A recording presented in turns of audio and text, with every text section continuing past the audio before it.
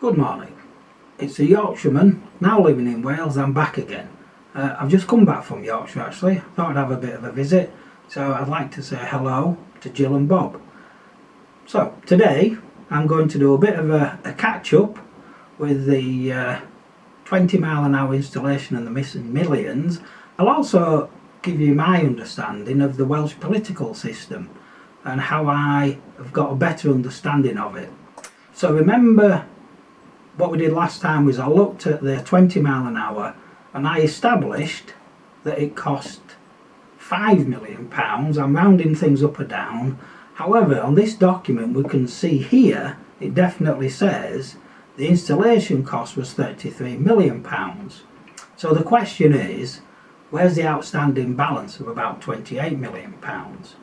Now the other question I'm now interested in is, who has that money?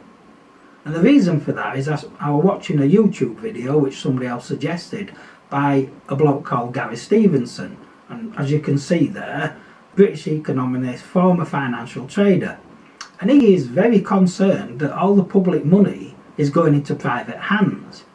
And when I just caught that simple comment, I thought to myself, well, he's right.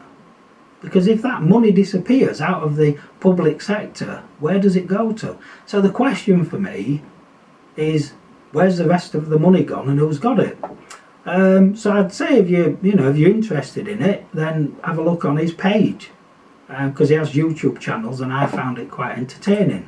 Now we've had more recent media outlet from the Welsh government, and they're saying switching roads back to 30 miles an hour to cost £5 million.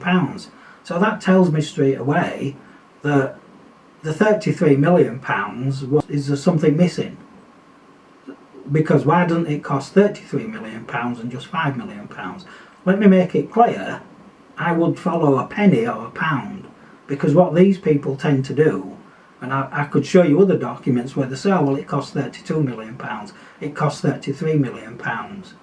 They do not care because it's not their money. I think it's our money. We should care about that pound or that penny. That's what we should be interested in. So one of the ways I'm going to use to follow this up is I'm going to use the site What Do They Know? And this is a site set up to help people do freedom of information requests. It's a site which is free. I register on the site, and because I'm registered, they will submit my request and then they will send me emails saying it's at this stage, you've got a reply, click here. Now if I get a reply and it don't really answer the question, it'll then say, does it answer the question? Then it'll give further suggestions. Now this site is free, but every now and again I'll send them some money, because without a site like this we would not get any information at all. We would be kept in the dark, and that wouldn't work for me personally. So these sites are really important. So my next request using this site, this is what it is. Now what you will see as you look at this is you always have to put a subject, so I'm guessing that gives them a hint, and I've tried to make it really clear. Now the other thing you need to do when making freedom of information requests is to make sure you put a date, because without a date they might just kick it back because there's too much information for them to search through. Also make it really clear what you want. So hopefully when you look at mine you'll see, that should be relatively clear, but I do expect it to be kicked back because I somewhat think it's a sensitive subject. Hopefully I'm wrong. So that's where I'm at with trying to find out where the missing millions are, and when I get further information I'll then share that with you and give you an update. So on to my introduction to Welsh politics and what I found out. So the first thing I did when I moved here, I went onto the normal UK site, put my postcode in so we can see it there, and it came back, well, there's Savile Roberts.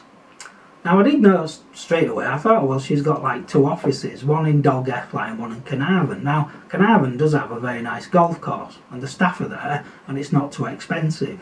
So if you fancy a game of golf, pop along to Carnarvon. but also at Dolgellau as well. Dolgellau is alright for a visit, if you like that sort of thing, so go there. But as I was then sort of talking to other people, or when I looked at the news, I can't remember, someone says, well, the Welsh have their own government. And I thought, well, I do remember that. So I then go to this site, put my postcode in again, and basically it then pulls up these these 5 people. So I'm thinking, so 5 plus 1, that's 6.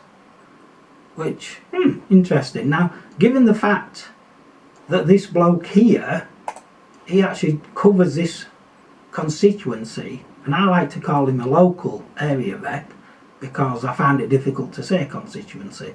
So he's there, and then these other 4, these are like floating area reps, and each constituency basically has these 4 floating around. So wherever you go in mid Wales, you've always got like 5 people, plus of course a 6.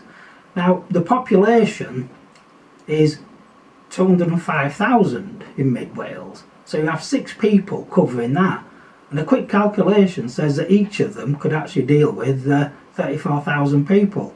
Now to me that doesn't seem like a big workload, but maybe I'm wrong. However, if you then click on this person here, my local area rep, I then get the email details. So what I then do is I go through and I click on each of these, I get the email details, and I put them into a Word document, so when I want to contact them it's easy, I don't have to go through this process again. But remember, I'm quite active in doing this, so for me it's easier.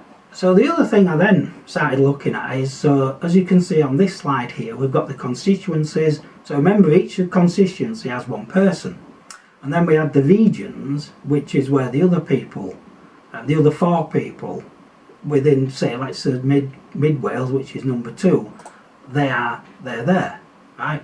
And I have to admit, I'm assuming that there's another 4 in 1, but I'm not really interested in that. You can look that up yourself. The thing I couldn't work out is everywhere said they have 5 regions, but it wasn't really clear. So after I looked at it, I then decided that Anglesey is part of number 1, and I've labelled them myself. So you can see 1, 2, 3, 4, 5. So those are the 5 regions. Why am I telling you this? I can see you thinking. Well, because when it comes to the constituencies, or in other words my local rep, they go first past the post system. Now we've just had the election in the United Kingdom, and that's thrown up, as usual, some inconsistencies with amount of people who vote and amount of seats given. So whether or not I think that might change, I'm not 100% sure. However, to then mix it up, the regional members, or the area reps as I like to call them, they have the additional member system. So I'm sort of thinking, is that like proportional representation? But I don't really know if it is, because it says the regional system works. Each party or group in a region presents a list of candidates. Now, what happens if there's only 3 parties and I don't like any of them? So who do I vote for? So essentially that means I'm kicked out of democracy because I don't get a choice of me wanting to vote for a person. So whether or not there are better versions about, then that's what needs to be considered and discussed, because why should I suffer for a system? Now, whenever I look at any system like this and I think to myself, why does this seem overly complex? At that point I think there's something wrong with it. I mean, I look at the 4th bullet point, and it says each party's total is divided by 1 plus the number of members of the Senate it already has in the region. Now when I read that, I think someone's getting an advantage, and I aren't the person to work that out. In fact, when I worked in the post office, a lot of people used to bet, and some of them used to do very complicated bets, and when I'd go for a walk with them, going out for lunch or something like that, as we were going towards the buckets to collect the winnings, they would say I'm entitled to £56.73p, and the bookie would try and give them 52 quid. That person would say, well, you're wrong. He'd explain to the bookie why you're wrong, and the bookie would then go, yeah, sorry about that. That is the sort of person I want looking at this, because I'll tell you something, it's not for me. So hopefully I've given you an update on where I am with the missing millions, and also you might have learned something about the Welsh politics system, because when I talk to people who've lived here for quite a while, or even were born here, they basically don't seem to understand it, or they just might not be interested in it. So I thank you for watching.